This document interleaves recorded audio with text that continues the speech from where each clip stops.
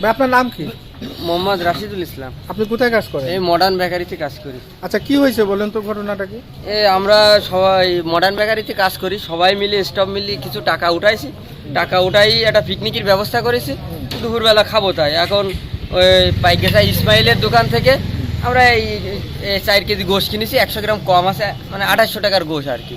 উনি ওই মূলত ওনার যে টাটকা গোশ ওটা বিক্রি হয়ে গেছিলো, তা বলছিল যে আমার ফ্রিজে গোশ আছে। তা বললাম যদি ভালো গোশ থাকে তাহলে আমাদের দেন। বড় ভাই রান্না করতেছে, এখন রান্না করতে করতে ওই পেঁয়াজ আর ওই তেল দিয়ে কষাইনির পরে গোশটা যখন ওর ভিতরে তেলের ভিতরে ছেড়ে দিয়েছে, তখন যত কষাচ্ছে তত রং ওই নীলি সবুজ হয়ে যাচ্ছে। সবুজ হয়ে যাচ্ছে।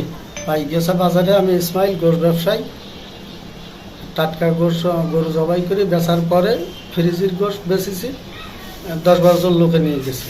তার মধ্যে মডার্ন বেকারির থেকে ওরা গোশ নিয়ে গেছে, নিয়ে রান্না করার পরে রং চেঞ্জ হয়ে গেছে, নীল হয়ে গেছে, আবার আমার ধারে নিয়ে এসে নিয়ে আসলে আমি বললাম যে হয়তো আপনাদের কারখানার কোনো মেডিসিন বা কেমিক্যাল পড়তে পারে, তার জন্য এই কালার হয়েছে।